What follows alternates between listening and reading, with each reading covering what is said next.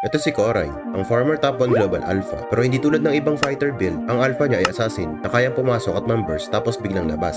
Early game, focus lang siya mag-clear ng jungle hanggang mag-level 4 at dito lang yung sinusubukan dumalaw. Inaabuso niya yung damo para gamitin yung ultimate niya para hindi makareact yung kalaban. Para naman sa first core item, War Axe ang binibili niya para sa damage, cooldown reduction at konting health. Hindi masama ang War Axe kahit assassin alpha ang gamit niya dahil nagbibigay ito ng health at yung passive na itong bonus damage at movement speed ay malaking bagay din. Pagkatapos siya mag-turtle, nag-full clear muna siya na natitira niyang jungle camps bago dumalaw ulit o lumaban dahil mas consistent itong paraan para mag-farm ng gold. Madalas din yung ginagamit ang kanyang ulti para pang clear ng creeps dahil mabilis lang ang cooldown na to. Isang tip din para mas madaling mapatama ang ultimate ni Alpha ay patamain niyo muna yung first skill bago niyo gamitin yung ulti dahil may slow ang first skill ni Alpha. Huwag niyo lang basta-basta gamitin yung ultimate sa harap ng kalaban dahil mahirapan kayong patamain ito. Pero kung smile on kayo, hindi may slow ang recharge nyo dahil dito ang pinakamura at mabilis na recharge store. Kahit ikumpara nyo pa sa official MLBB shop. At para mag-recharge, punta lang sa profile ko. Ang full item build na gamit niya ay War Axe, Tough Boots, Malefic Roar, Blade of Despair, Hunter Strike, at Endless Battle. Tapos sa emblem naman, assassin na may Rapture, High and Dry, at Killing Spree.